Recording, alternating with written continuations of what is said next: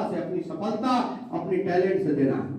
उसी तरह जैसे एक बाज की कहानी है कि बाज जैसे नीचे आता है उड़ते उड़ते, तो कौवे क्या करते हैं, उसको चोंच मारने लगते हैं, उस पर टूट पड़ते हैं कौवों का झुंड जो है। लेकिन बाज क्या उनसे लड़ता है क्या?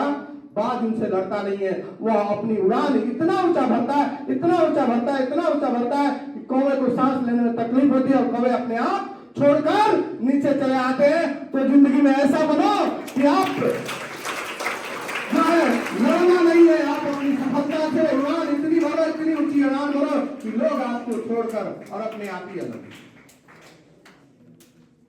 जीवन में बहुत सारे ऐसे उदाहरण हैं, बहुत सारे ऐसे हमारे महान विभूति हैं जो अपने जीवन में संघर्ष करके आगे बढ़े हैं। मैं आज से उम्मीद करता हूं कि आज आप लोगों को कुछ एनर्जी मिली होगी, आज आप कुछ मोटिवेट हुए होंगे अपने लाइफ में। कभी नहीं सोचना कि हम गरीब परिवार के लड़के हैं। कोई ऐसे बच्चे भी आ रहे होंगे जिन्हें के पिताजी मजदूरी करके पढ़ा रहे होंगे।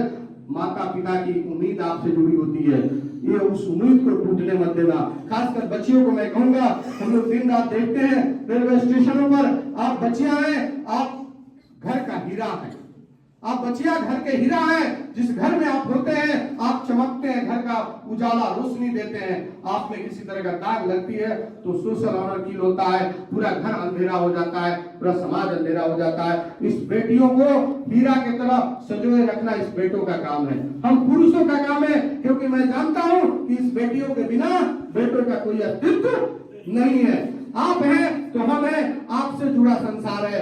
आप हैं तो दुनिया को रोशनी दे रहे हैं। तो आपका भी एक कर्तव्य है कि आप माँ बाप की जो उम्मीदें हैं, माँ बाप की एक सोशल ऑनर आपसे जुड़ी होती है, उसको कभी ठेस नहीं पहुंचाएंगे। आप थोड़ी सी किसी के केयरिंग में आप इधर उधर नहीं करेंगे और आप माँ बाप से फ्रेंडली बात करेंगे, किसी तरह के बात को अपने जीवन में छुपाएंगे नहीं। क्योंकि माँ बाप से बेहतर आपका दोस्त, बेहतर गार्जियन कोई नहीं हो सकता। आप हर बात को अपने माँ बाप से शेयर करें, ठीक है। माँ बाप आपको सच्चा रास्ता बताएगा, वही आपका सच्चा साथी होगा, वो आपको सही रास्ता दिखाएगा।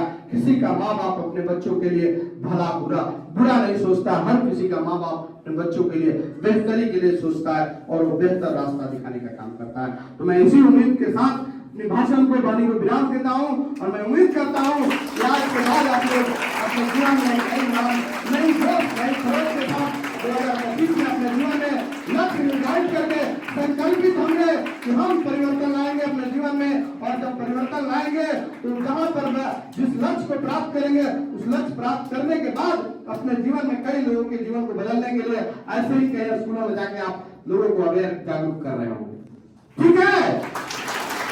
Thank you so much. Thank you.